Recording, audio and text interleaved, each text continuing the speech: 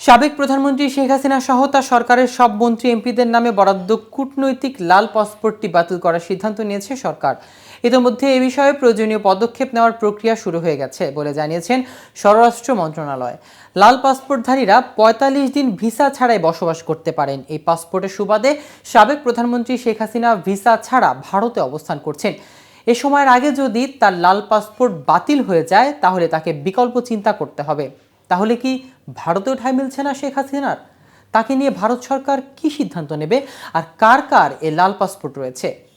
এই বিষয় নিয়ে একটি বিশ্লেষণী প্রতিবেদন থাকছে আজকের ভিডিওতে। কেটিভি নিউজ 24 চ্যানেল থেকে আপনাদের সাথে আছি আমি মাহমুদুর রহমান সিয়াম। মন্ত্রণালয়ের নিরাপত্তা সেবা বিভাগের সিনিয়র সচিব মোহাম্মদ মশিউর রহমান বলেন, আমরা ইতোমধ্যেই অভিবাসন ও পাসপোর্টের ডিআইপি অধিদপ্তরকে এ বিষয়ে নির্দেশনা দিয়েছি যে ডিআইপি ইতোমধ্যেই প্রক্রিয়াটি শুরু করেছে এবং আশা করছি শিগগিরই আমাদের আদেশ জারি করা হবে।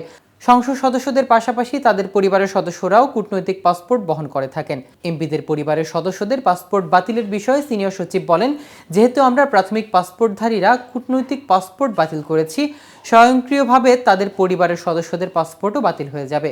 মোহাম্মদ মশিউর রহমান বলেন, যদি কূটনৈতিক পাসপোর্টধারী কেউ নতুন পাসপোর্ট নিতে চান তাহলে তাকে অবশ্যই প্রথমে কূটনৈতিক বা লাল পাসপোর্টটি জমা দিতে হবে এবং তারপর আইন অনুযায়ী একটি সাধারণ পাসপোর্টের ইস্যু করতে হবে।